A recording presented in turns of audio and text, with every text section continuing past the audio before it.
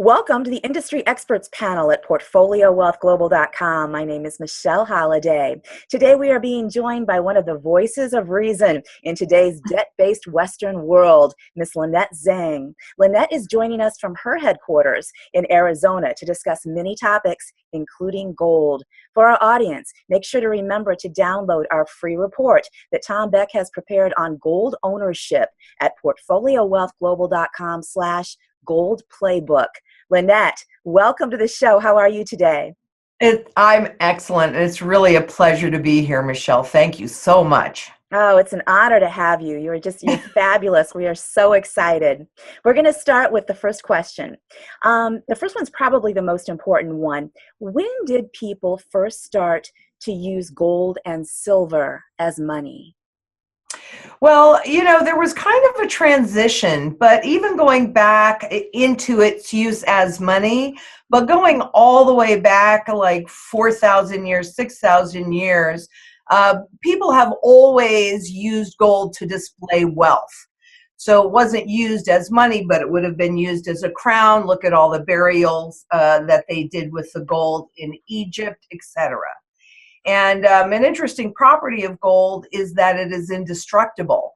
So, that's why we can go and we can see those artifacts today in many, many museums. And they can also account for the gold that was pulled out of the ground.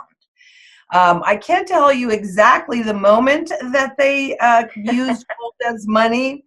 But what I can tell you is that it was a very long experiment, because what they needed to accomplish was a way to value labor, but more importantly, have the ability to store it for future use with the same level of purchasing power, so that their labor and their effort did not get degraded over time. And they tried a lot of different things. They had these huge lapstones that you couldn't carry. And so even if it was underwater, it was kind of money. But only gold really had all of the properties. Plus, it was a very fair way to value labor, because it was labor. I mean, it takes labor and effort and energy to pull gold out of the ground. So on a gold standard, it was labor for labor. But I can tell you that over 4,800 times, governments and central bankers have tried the fiat money experiment. And fiat, the literal translation, is by decree. And so that's a government-based money. And that guarantees, the most important element in that money is just the opposite of gold, but it's inflation. And that guarantees that you can't buy the same amount of money for the same amount of goods and services. And there are many reasons why that benefits governments and corporations. So I'll explain it if you would like me to, or Yes. if that's, oh, okay. Absolutely, please. Okay. Well, when you're on a gold, what do governments want to do? They want to tax and spend, right? And so on a gold standard, if they did that, you knew about it and you might push back. You might say no. So they, in the most current experiment, it's been tried, like I said, over 4,800 times. But the one that started in 1913, we transitioned into the fiat money. The benefit for government is that inflation the benefit for government and actually corporations is that inflation creates nominal confusion, which I'll explain in just a second. And I'll explain it now. Here it is in a nutshell. If you had a $20 bill 20 years ago, or you had a $20 bill today, nominally, they're identical. They're both $20 bills. But what that $20 bill could buy you 20 years ago and what it could buy you today is vastly different. So, that's the nominal confusion. The value of that paper money declines over time. And we all know that. Now, inflation used to be a bad word. Now it's supposed to save everything. But that's that gets off of this topic. So for governments, it enables them to tax you without having to go through legislation. It's that inflation tax. Okay. Plus, if that inflation causes assets or instruments like your house or stocks or bonds or things like that to go up in terms of that fiat money, and then you liquidate it, or even in mutual funds, you pay the tax every year. So they even get to tax those inflated gains. I mean, it's genius. People don't understand it. It's genius. It's insane, right? If you understand it, yeah, it is insane. Nobody would really agree to it. So that's how it benefits governments. And also it makes the debt that they are generating, all those treasury bonds, Right. it makes it easier to service with dollars that have less and less value. Really? Well, absolutely. And think about this for yourself. If you let's say you bought a house 20 years ago, and at the time that you did it, it was kind of, you kind of maxed yourself out. So you were making your payments, but it was kind of a hardship. Well, now we'll float over to how that benefits corporations, right? The average income through inflation will go up in terms of dollars. But if your mortgage is fixed, you now have more dollars to pay that mortgage payment. Oh. See? Wow. Okay, Right. I do. Right. It sort of works the opposite of what you would think, in a way. Yes, exactly. Yeah, it's genius. And they knew all this. I mean, if you read PBS did a great piece years ago on John Maynard Keynes and how, because he's the father of this current system, and they knew all of this when they were setting up this system. Oh, wow. Genius. Absolutely. Interesting. Oh, that's why I've been doing it for so long, because I'm constantly learning new things, and it is interesting. Very. It's just genuinely, the more you know, the more you realize you don't know. Exactly. Right? In a way. Exactly. Now, for corporations, getting back to those wages, right?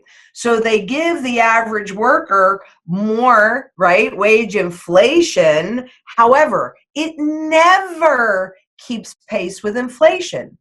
But how do they gauge that inflation but the price of goods that are manufactured and sold, goods and services that are manufactured and sold, right? So for corporations, because they're not paying the average earner that much, right? That's what creates that income inequality, and how the corporations are making more and more profits. Wow. Because in reality, that inflation hides it. So for example, in 1971, the average wage earner made $9,600 a year. And on that, one income could support a family of four. Now, I'm not telling you you're living high on the hog, but you only needed one wage earner. Right. Today, I think the average income is $54,000. So it sounds, we get blinded by numbers. It sounds like, wow, well, I would much rather earn $54,000 than $9,600. But if you're making $54,000, how easy is it for a family of four to live on that today? Impossible, actually. I mean, exactly. So you've got now two wage earners that are going out there and trying to make it. And even at 100 or 108,000 a year, you're living paycheck to paycheck. Yeah, you're still living on a budget, and that you have to watch, Exactly. So that's what enables that income inequality.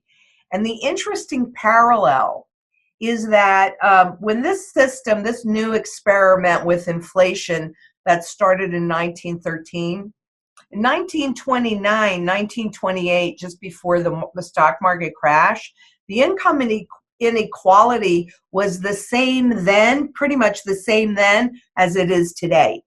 That was the beginning of the experiment. This is the end of the experiment. And there's been a couple iterations in between, 71, because back then there was at least some gold that stabilized how much debt we could take on. Okay. Once Nixon disallowed other countries, they say he closed the gold window, which doesn't sound so bad. But in reality, by doing that, what he actually did was he handed over full control of inflation to central bankers, which are private for profit. And I love how they always say, these like little phrases, they name it something like closing the gold window, which really doesn't mean anything to anybody and doesn't sound that bad. And sometimes they'll name horrible programs, the Federal Protection Program. You know what I mean? And people just think great. The opposite. Right. Yes. Yes. That's called perception management. And whenever you read the new laws that come out, whatever it says in the title that sounds really good is just the opposite. Read the law. It's almost the better it sounds, the worse it is for us. Yes. Right. Yes, exactly. Lynette, along that lines, why are those two elements, gold and silver, on the periodic table? Why have those been so successful throughout the tides of change for humans down through the centuries? And why are they still so valuable today as the ultimate storage of wealth? I love your questions, Michelle. A great question. Okay. Well, number one, because they both have properties that they really cannot exactly duplicate in a lab. And one is with energy and with sound and vibrations. I'm not an engineer, I'm not a chemist, so I can't really speak specifically to that. But I absolutely know that they both have properties that cannot be duplicated. And there were several properties that they needed when they were forming the money. And one of it, like gold, for example, let's look at gold and say diamonds, for example. Yeah. Okay. Well, gold is divisible. They're both stores of wealth, right? And because they're physical, there's a finite amount of it, whether it's in the ground or above the ground. But they needed something that could be divisible. Well, gold, you can divide into 1/10 of an ounce. You can draw it out into long, thin strings, and you can do anything you want with it, and you can melt it down. It doesn't get used up, right? It's indestructible, and you can take it from one form to another form without the loss of value. If you have a diamond, as soon as you cut it, you make it smaller, it loses its value. Do you see what I'm saying? Does that make sense? Yes. Now, Lynette, since these two are so valuable, gold and silver, why haven't governments or the free markets actually started to use them again? Well, they have, actually. But because gold is permanent, silver does get used up, so that's why it's the secondary monetary metal. Governments don't hold the silver, though some big banks like JP Morgan appear to be hoarding physical silver. But the reason why they're still useful today, and this happens to be one of my personal pet peeves when people say that gold has no value, silver has no value. Well, both of them are used globally across the entire economic spectrum. So they're certainly used in manufacturing, they're used in medicine, they're used in art, they're used in the financial system. They are used in every single area of the economy. So the reason why they are still valuable and will always have been for 6,000 years and will remain that way is because, number one, they are finite. There's only so much of it. They cannot make more, whether it's in the ground or above ground. Number two, there is always demand for physical metals. Sometimes maybe more, sometimes maybe less, depending upon the economy. But regardless of that, there is always demand, and it's used in a very wide variety of things. And again, gold is indestructible, so you can hold its value. So it was very easy for both of those. Silver too is divisible. You could take it from one form, move it into another without that loss, but it does get used up in manufacturing. So they both, gold and silver, gold primarily meets every criteria. It's divisible. It's a tool of barter. It's globally accepted. It does not need a government to say this is money. Globally, it's just accepted as money. And they are accumulating it. If you look at what central bankers are doing, now you have to keep in mind, in 1971, they anticipated, kind of have to back up to move forward a little bit. It was in the 40s that the dollar became the world reserve currency. And what that means is that on a global basis, everybody agreed to peg their money to the dollar, and we agreed to peg our currency to $35 to the ounce of gold. And then the International Monetary Fund was put in place to oversee that. So the IMF, which is all either at central bankers and treasury secretaries, they're above all country laws. Okay. Now, when we were funding the Vietnam War, it became apparent to the world that we were not holding true to our bargain, and we were printing a lot more dollars than we had gold in deep storage to support that $35 to the ounce. So global governments started sending in their dollars and pulling gold out of our system at $35 an ounce. There was a run on the dollar. The IMF created the SDR, which stands for Special Drawing Rights. It's just a name, just like the dollar is just a name. It doesn't really mean anything, but it was created at that time to replace the dollar as the world reserve currency. Because if you're going anywhere in the world to buy stuff, as the world reserve currency, you have to do it with dollars. You have no other choice. Okay. But so when Nixon closed that gold window in 71, he basically reneged on the Bretton Woods, defaulted is another way to say it, on the Bretton Woods Agreement, and he disallowed governments from converting their dollars into gold, just like the citizens were disallowed from converting their dollars into gold in 33.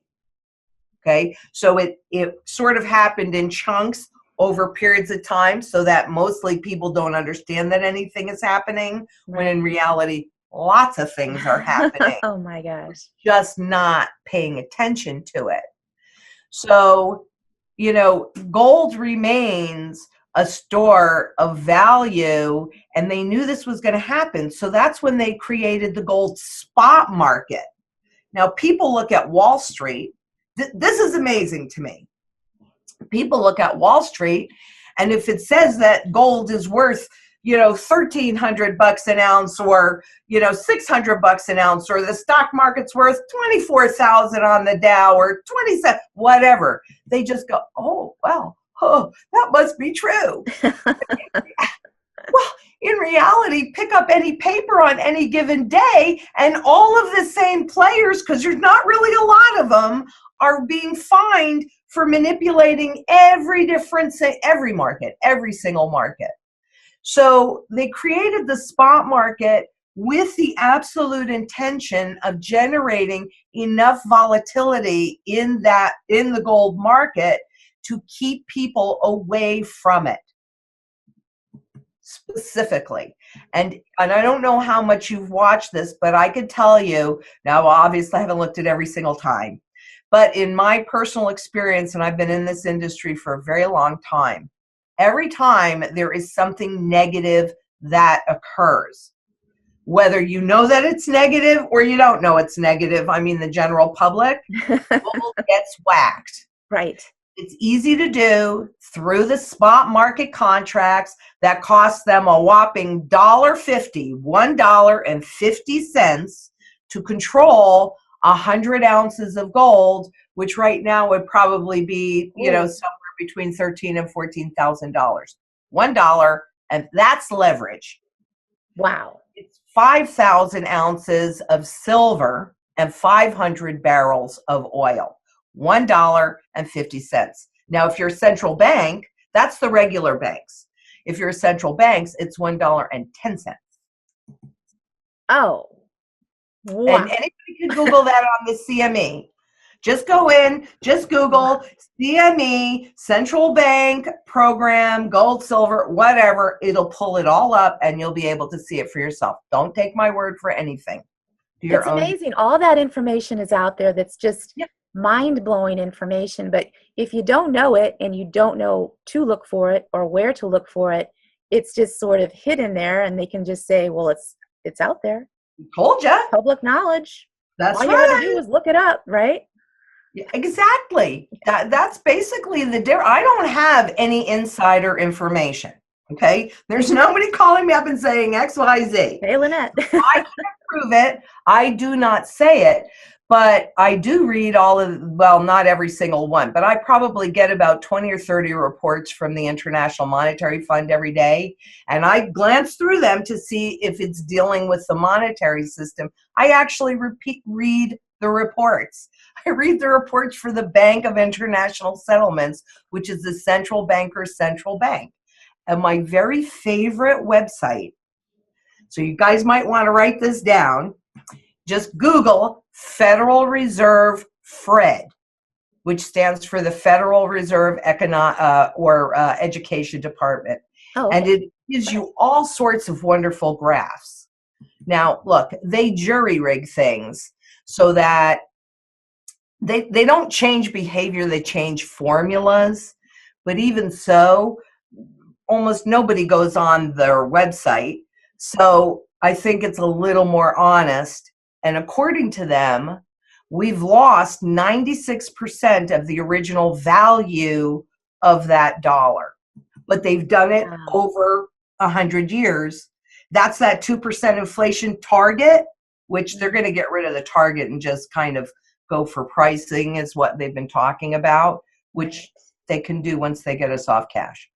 I mean, there's along that vein, as far as being transparent and being able to verify what's going on, do you think that it would be a positive step to account for all gold ounces and silver ounces in the world on a database, such as a blockchain, so that governments will not be able to hide their holdings, and so that commercial banking cartels such as JP Morgan will not be able to leverage these metals at a 200-to-1 on the futures exchange? What do you think of that concept?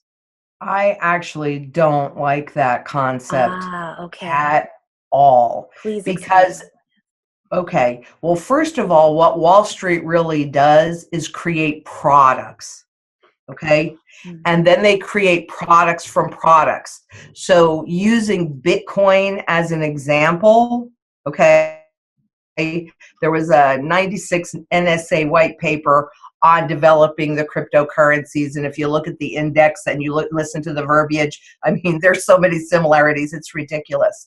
But Bitcoin came out in 2009. Now we have Bitcoin. We have a lot of Bitcoin products on the COMEX exchange. We have Bitcoin futures. Now we have Bitcoin ETFs, or not just Bitcoin, but cryptocurrency ETFs. So they created this product from nothing. All it is a mathematical formula, and they're creating a whole lot more products from this newly created product. So even if they held, now they may say that to get people to comply, but the problem that I personally have, and I know we're going to blockchain technology, but the problem that I have with the blockchain, I think I can see some good in it for things like titles and mortgages, immovable property, right. Okay? Although I could see some bad in that too. Huh? But first of all, Wall Street's not going to stop creating products. It's called leverage. What do banks know? They know debt and they know leverage. So that's really what Wall Street is all about. It won't solve that issue at all, though I dare say that that issue, I have not been able to figure out how they can resolve. I don't see how they can move all of the derivative bets against not just gold, but all the interest rates, all of the garbage that they've created, the products that they've created. I don't see how they can quite move that into the new system. I think they have to reset it before it goes right, because it's when I saw it and counted it before they changed how they accounted for it at the biz, it was those bets were 1.48 quadrillion.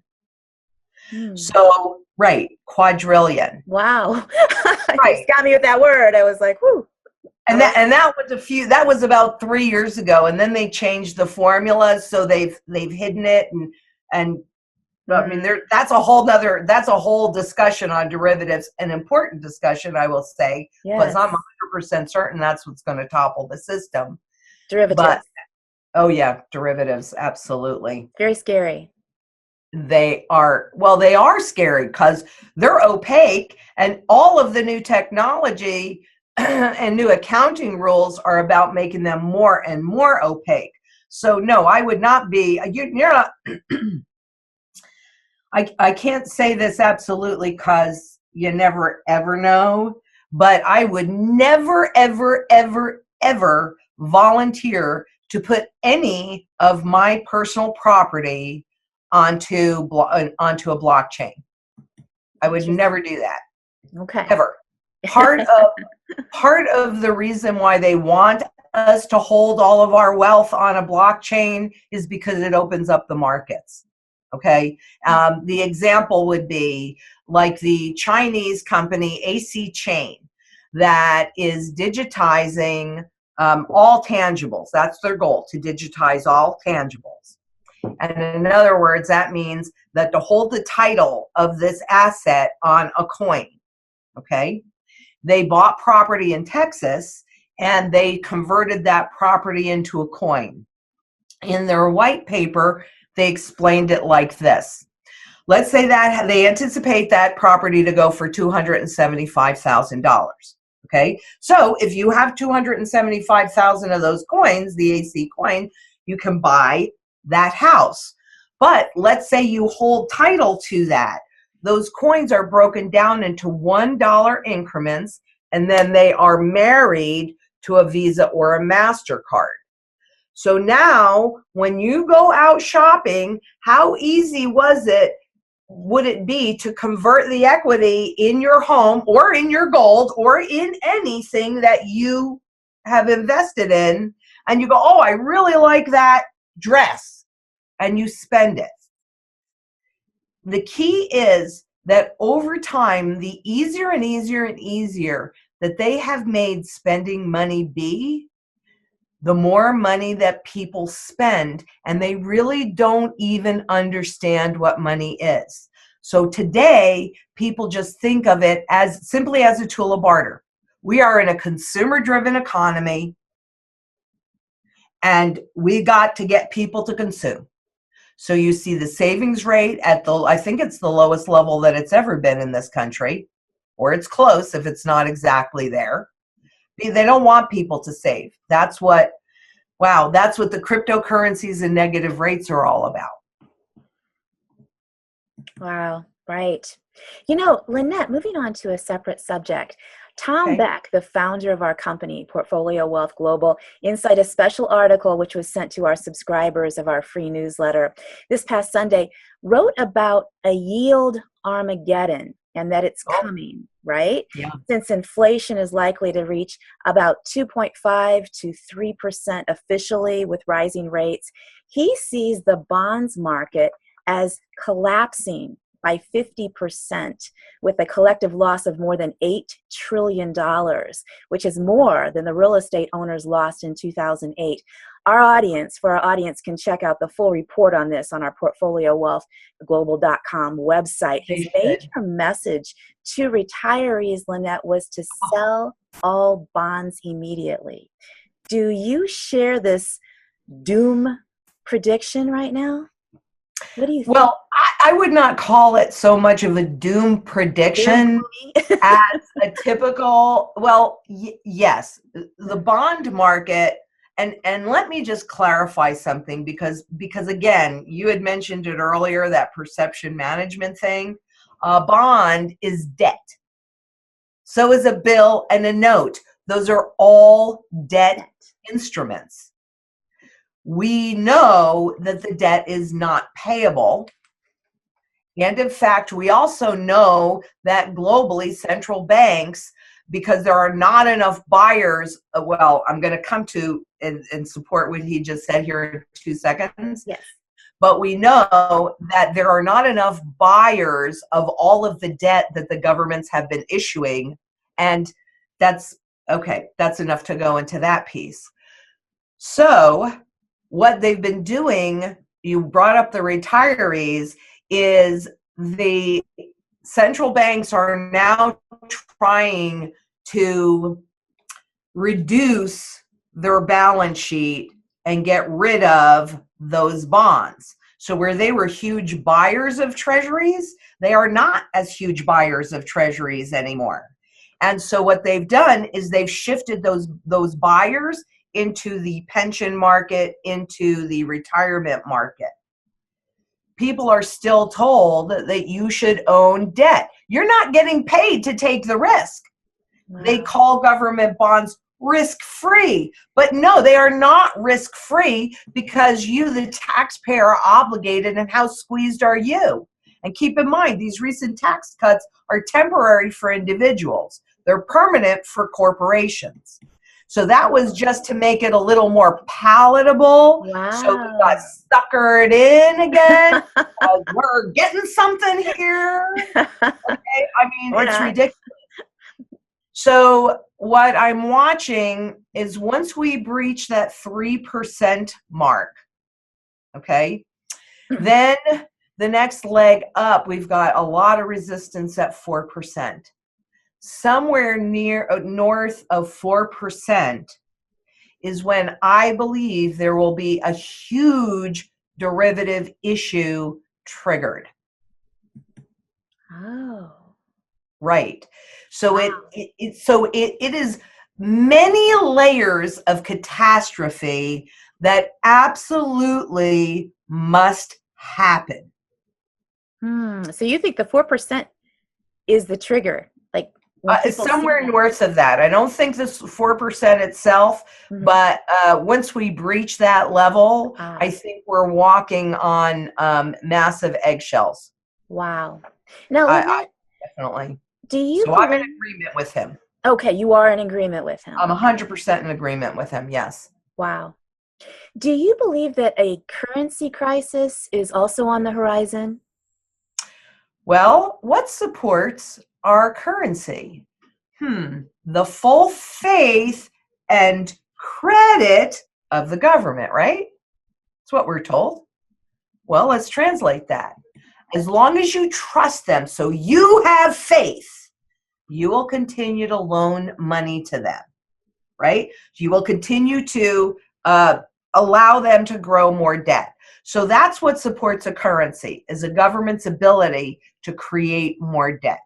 And we're at the top. The ability for debt to actually be stimulative to an economy peaked in 97.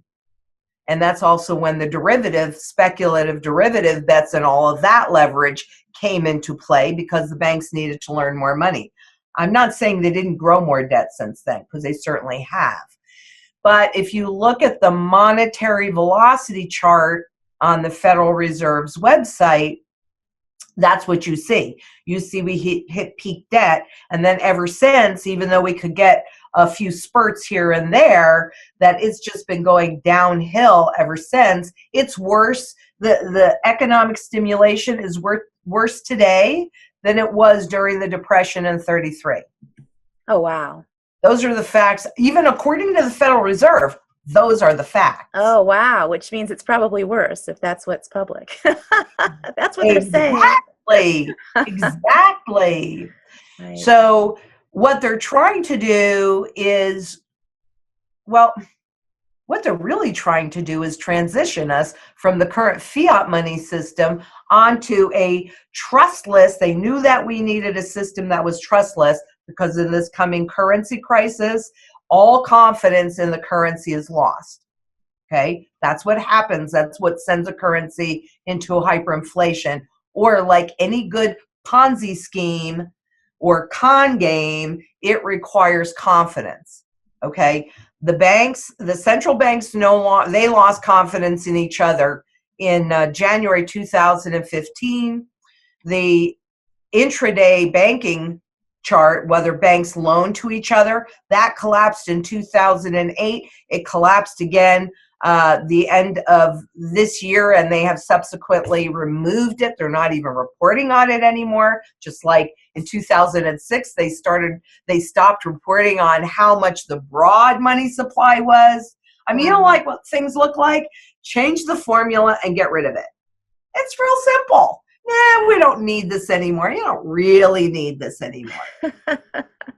So the only confidence left is the confidence the public has in the currency. And what they knew when they set the system up was that people marry the legal money of the state. So you've got consumer confidence near highs. You've got a small business confidence. They had to go back to 1983 to get those new highs. But when the confidence collapses, it's going to happen very quickly because they don't have confidence in the government. The confidence in bankers is waning. I can't believe they have as much confidence in Wall Street as they do. I mean, good God, how many times you have to bang your head into a wall before you go, that hurts. I'm not going to do that anymore. But right. But, they know how to do this. They're good at it. Right. What would you like to see happen in terms of the gold standard? Well, typically, I guess what I'd like to see happen is what's happened every single time over 4,800 times. And what happens is that once the confidence is lost in the currency, then populations have no trust. They put a component of gold in the new currency, and then people start to trust it and use it again. So I would like to see a component of gold in there, and I would also like to see that we have choices with cash. And I know that I do see the benefits in the blockchain technology and in some of the cryptocurrencies, but I don't want that to be my only option. And I really don't want to work for an algorithm on a computer, a mathematical formula. I want to work for somebody. I want to trade my hard labor for somebody else's hard labor. And then I want to be able to hold on to my wealth. Right. Now, Lynette, in terms of the metals, are platinum and palladium different somehow than gold and silver? Why are they not considered money? Well, platinum and palladium are manufacturing metals. Platinum, for either one of them, or particularly platinum, I actually don't know about palladium, so I don't want to make that statement because I don't want to misspeak. But there's not enough. Gold has the right mix of the amount of it and all of its qualities to have been taken on. There's not enough platinum to support a currency. So they are really industrial metals. And palladium is used in cars and things like that. I think silver is too, and gold actually is as well, but more the palladium. So they're industrial metals. That's why they're not considered monetary. I see. Now, Lynette, could you please explain to everyone what your company does who might be looking for physical precious metals? Absolutely. I'm going to back up here for just a second to move forward, yes, because in my lifetime I've been groomed for this moment in time. So my as a child, my uncle was a major dealer back east in very high-end museum quality antiques, and he accumulated a lot of gold during that period of time. And he taught me how the trend cycles flow in tangibles. I've worked in the rest of my life, frankly, I've worked in banking, and I was a stockbroker. In '87, as a stockbroker, I stumbled across what was called non-dollar denominated bonds. And frankly, that was all about currencies. So I've personally studied currencies since 1987.